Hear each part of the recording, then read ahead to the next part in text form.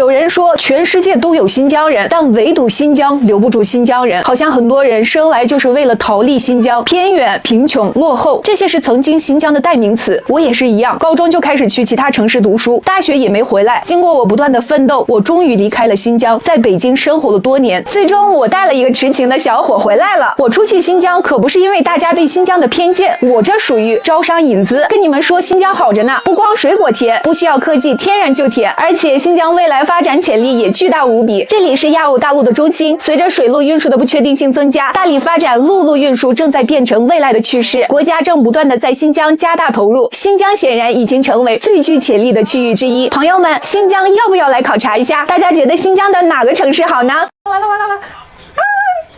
牛奶喝不完怎么办？把它做成酸奶。今天教大家做酸奶，来吧，我们开始。我们先把锅烧一下，把里面的水弄干，把鲜牛奶倒锅里烧开。哇，5斤的牛奶这么多，把它烧开，烧开以后把它晾到40度左右。看好牛奶在煮的过程中会形成一层奶皮子的，稍微再烧一下。完了！没事，不影响，煮冒了就好了。容器要烫一下，奶皮子给你挑出来看看，看这么厚，天哪，这可以悄悄的吃掉。把晾好的牛奶放到我们的容器里。接下来是最关键的一步，就是把我们的引子倒到我们的牛奶里面，这就是新疆的酸奶。这么小一罐可以换来这么大一大盆，还是很划算的。看，新疆的酸奶是固体的，需要把它挤出来，把它搅拌均匀，用保鲜膜给它封口，把它放在电饭锅里面就可以了。等待8到10个小时，我们看成果。朋友们，我们的酸奶已经做好了，到底成功了没有呢？哇，看这个状态就是成功了，它已经结成块了。真正的好酸奶就是这种固体的才是。看，有点酸，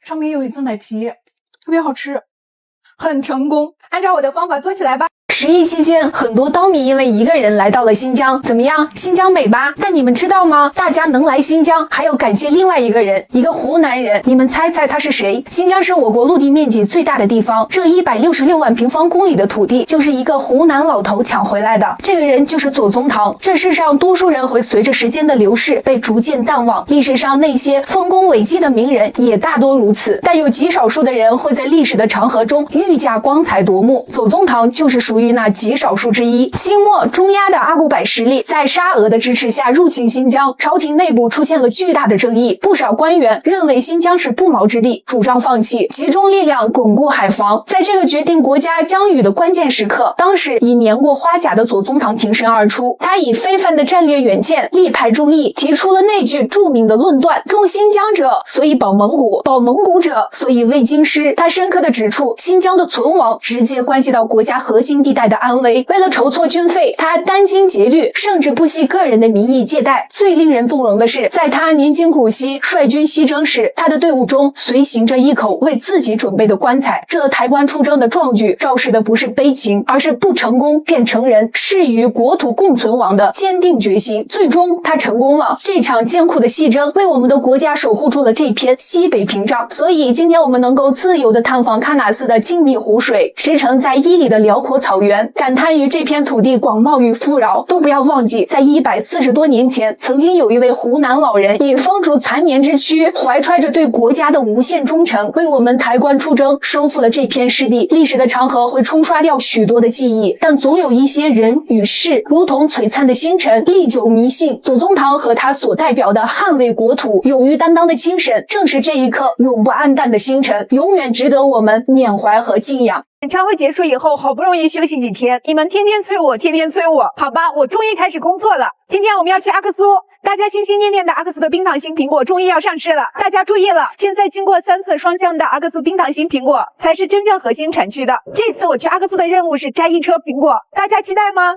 请告诉我，中国足球的希望在哪里？朋友们，属于新疆的世界杯在阿图什开幕了。来看现场，世界波倒挂金钩，后脚跟过人，你能相信吗？你没看错，这就是新疆阿图什足球邀请赛。参赛队伍来自新疆10个地州，16支队伍。这次球赛的奖金高达210万。阿图什杯足球邀请赛已经是第3届了，想必你也是来过新疆的人。但这阿图什到底在哪里？阿图什位于新疆南疆，是科泽勒苏柯尔克孜自治州的首府，是我国地理位置最西的地方。为什么比赛在阿图什举办？因为阿图什被誉为百年足球之乡。阿图什的足球运动已经有140年左右的历史。1885年，阿图什的伊科萨克村正式接触到了足球运动。1927年5月，伊科萨克村足球还击败了外国临时管的足球球队。这场比赛也都快过去100年了，但热爱从未停止，足球运动已经在阿图什生根发芽了。朋友们，期待吧，中国足球加油！今年新疆有2件事都是一票难求，第一就是刀郎老师的演唱会，4场门票都很难抢；第二就是现在的阿图什杯足球邀请赛，听到最多的就是门票没有。阿图什足球赛是场场爆满，有没有懂足球的说一说，阿图什足球邀请赛到底是什么样的水平？阿图什足球邀请赛现在比赛已经到了1/4决赛，前8强分别是阿图什有2队，亳州、克州、和田、霍尔果斯、伊宁、喀什，这2天4强即将决出。朋友们大胆的预测一下，冠军到底是属于哪支队伍呢？今年新疆有2件事都是一票难求，第一就是刀郎老师的演唱会，4场门票都很难抢；第二就是现在的阿图什杯足球邀请赛，听到最多的就是门票没有。阿图什足球赛是场场爆满，有没有懂足球的说一说，阿图什足球邀请赛到底是什么样的水平？阿图什足球邀请赛现在比赛已经到了1/4决赛，前8强分别是阿图什有2队，亳州、克州、和田、霍尔果斯、伊宁、喀什，这2天4强即将决出。朋友们大胆的预测一下，冠军到底是属于哪支队伍呢？